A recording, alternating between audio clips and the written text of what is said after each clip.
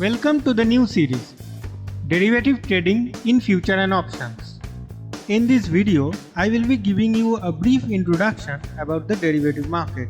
So what is derivative? A derivative is an agreement between buyer and seller for an underlying asset which is to be bought or sold on certain future date for a certain future price.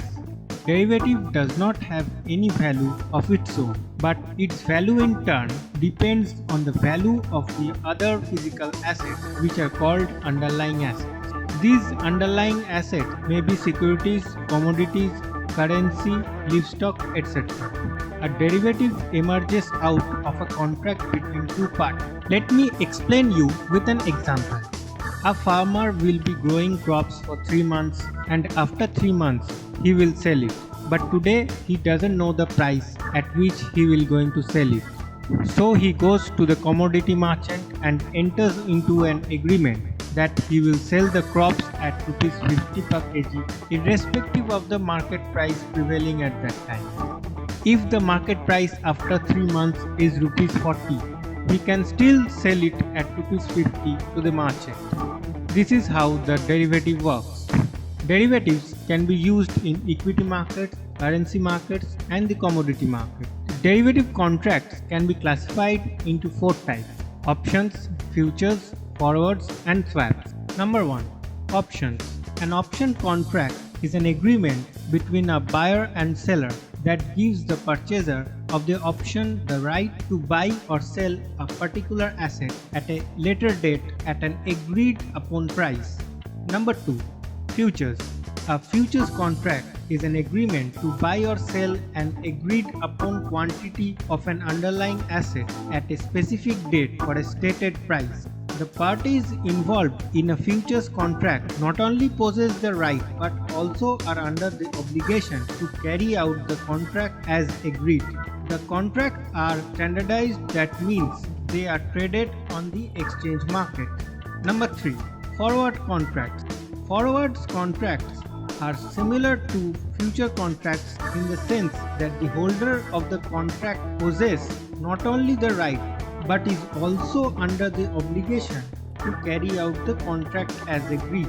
However, forward contracts are over-the-counter products, which means they are not regulated and are not bound by specific trading rules and regulations. Since such contracts are unstandardized, they are traded over the counter and not on the exchange market. As the contracts are not bound by a regulatory body's rules and regulations, they are customizable to suit the requirements of both the parties involved. Number 4. Swaps. Swaps are derivative contracts that involve two holders or parties to the contract to exchange financial obligations. Commonly, there are 3 types of swaps available in the market: currency swaps, commodity swaps, and interest rate swaps. Interest rate swaps are the most common swaps contract entered by the investors. Swaps are not traded on the exchange market. They are traded over the counter because of the need for swaps contract to be customizable to suit the needs and requirements of both the parties involved.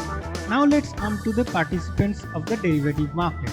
The participants in the derivative market can be broadly categorized into 3 groups: hedgers, speculators, and arbitrators. Number 1. Hedgers. Hedging is when a person invests in financial markets to reduce the risk of price volatility in the exchange markets, that is, eliminate the risk of future price movements. Derivatives are the most popular instruments in the sphere of hedging. It is because derivatives are effective hedges in correspondence with their respective underlying assets. Number 2. Speculators. Speculation is the most common market activity that participants of a financial market take part in. It is a risky activity that investors engaged in. It involves the purchase of any financial instrument or an asset that an investor speculates to become significantly valuable in the future. Speculation is driven by the motive of potentially earning lucrative profits in the future. Number 3. Arbitrage. Arbitrage is a very common profit-making activity in financial market that comes into effect by taking advantage of or profiting from the price volatility of the market.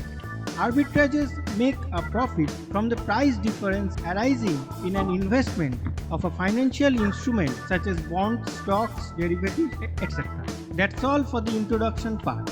In my next video, I will start with option basics. If you like this video, don't forget to hit the like button, and to get more content like this, hit the subscribe button to get our latest update. Thank you for watching.